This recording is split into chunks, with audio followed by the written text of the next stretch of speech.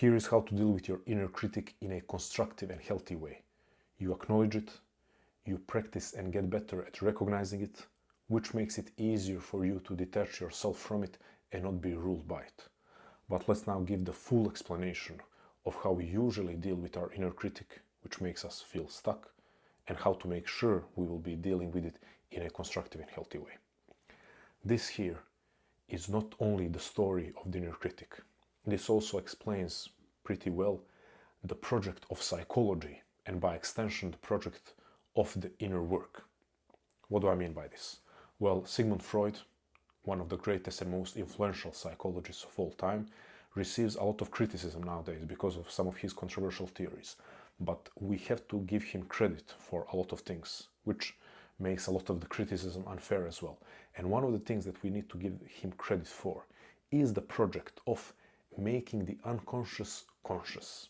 That was the project of Freudian psychoanalysis, and that kept being the project of many great psychologists after Freud, like Carl Jung, the one that doesn't receive unfair criticism like Freud does, and again a lot of other depth psychologists. So making the unconscious conscious. Why? Because we recognize that us humans are ruled by a lot of unconscious forces, and even though we can never expect to have the entirety of who we are at the forefront of our awareness or at the surface of our consciousness, we can take on the project of psychology, of inner work, or today we could say that should be the project of all genuine, deep personal growth, the project of making the unconscious conscious, so that we will not be ruled by different self-sabotaging, destructive, and even evil unconscious forces that make us do harm to ourselves, prevent ourselves from expressing and actualizing our potential, but also deal with other humans in a destructive manner or destructive way.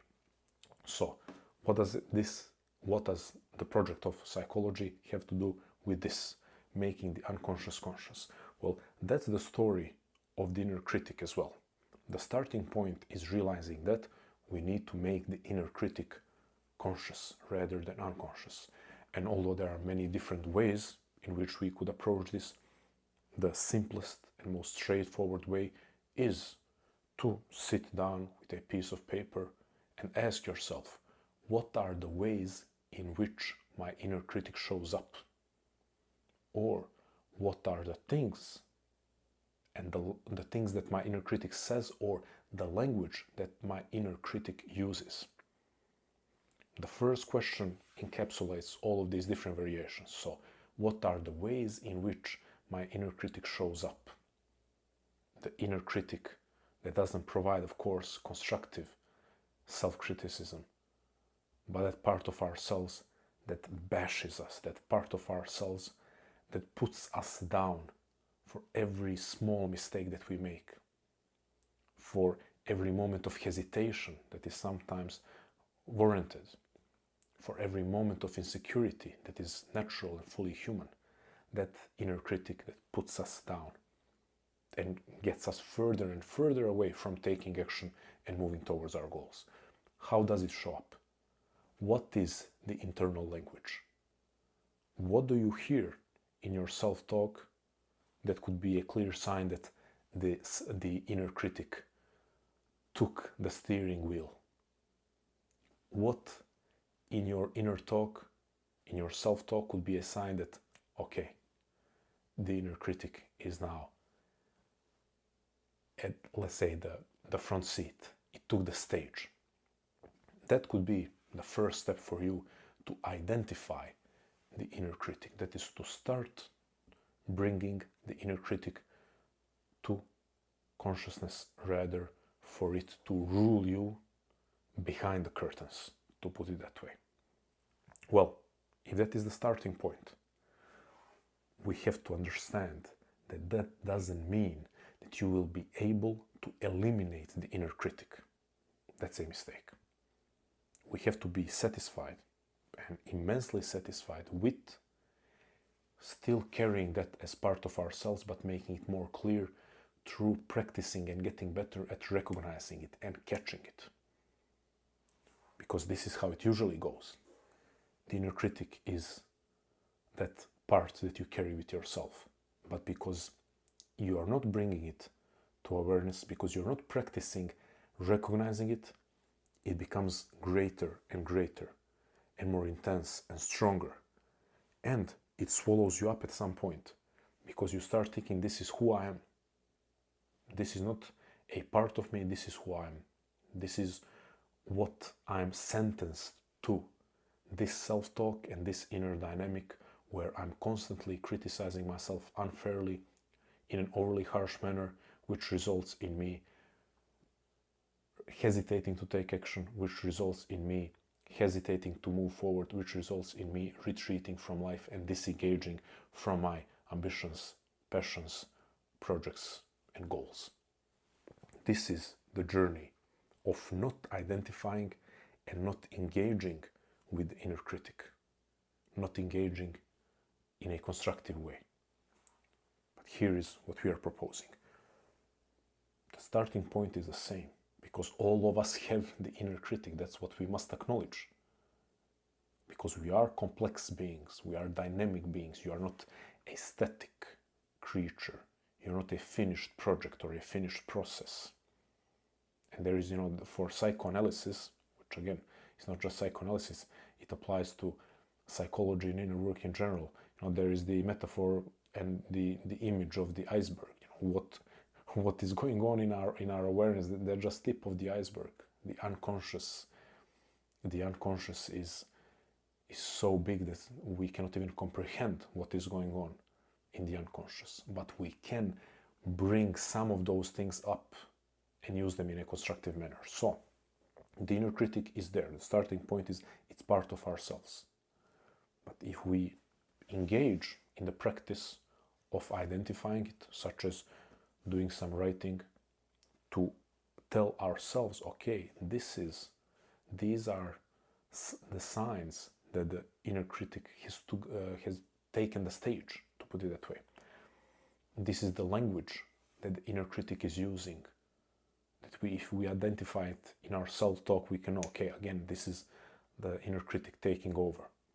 If we take that step of identifying it, teaching ourselves to recognize the inner critic, and then in our daily lives, in our goals, in our life journey, we practice recognizing, getting better at catching the inner critic, not hoping that it will stop existing because we have identified it once. That's not the game that we are playing here. Oh, I will identify the inner critic, and because it's bad and I have identified it, then I will stop having the inner critic. I will stop having these thoughts. That's not how it goes. So we practice through our daily lives with full acceptance that the inner critic will show up, and no judgment towards ourselves as humans because we have the inner critic, because we have that part of ourselves. We proceed forward and we just keep practicing recognizing the inner critic. And the more that you recognize the inner critic, the smaller but clearer it gets. I know that this illustration is not the best, but this final piece here, I'm presenting it as a precise dot. Now, is it smaller? I would argue it becomes smaller and less intense because you become better at recognizing it, which makes it easier for you to detach yourself from it. As I said at the beginning, it becomes easier for you to understand, oh, this is the part of myself that I don't need to listen to, or that I don't need to follow in terms of its instructions. That's the clarity that reduces the intensity of the inner critic.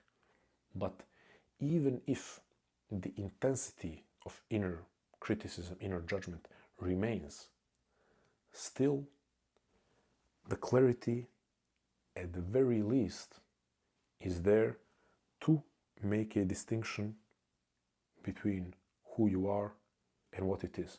So even if it's intense, even if the clarity doesn't reduce the intensity, clarity itself provides a separation between the best part of yourself, the growth-seeking part of yourself, and the inner critic, the healthy, self-nurturing part of yourself, and the inner critic. So once again, even if the clarity doesn't reduce the intensity of inner criticism, still clarity in the sense of, okay, this is the part of me that I've been recognizing, that's already enough to give you a moment of pause. That's something that I talked about in so many of my videos. The great human capacity to pause. So many different psychologists talked about it. Rollo May talked about it. Viktor Frankl talked about it. The pause between the stimulus and response. Well, this is an internal stimulus. It's not just the external stimulus that you want to pause before responding. It's also the internal. This clarity will provide that pause, because you will know, okay, this is something other than my high or highest true nature. That's the whole picture. What are you to do to engage in the practice of identifying the inner critic and to embrace daily practice of catching it, daily practice of noticing it, and the daily practice of seeing that as a victory. Not thinking that because you have identified the inner critic, you can just eliminate it. Okay, this is bad, and I know what it is, and now it will not exist anymore. That's a form of self-sabotage.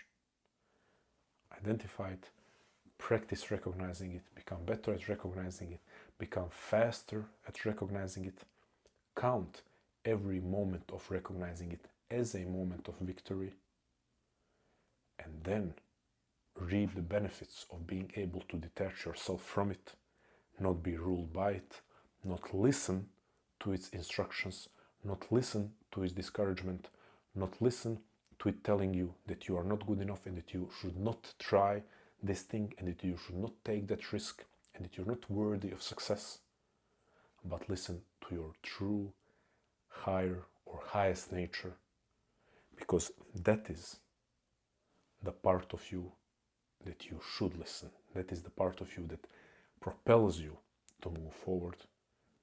That is the part of you that is the essence of who you are. And if we can acknowledge the inner critic, well, I'm hoping we can acknowledge our inner hero as well. Thank you.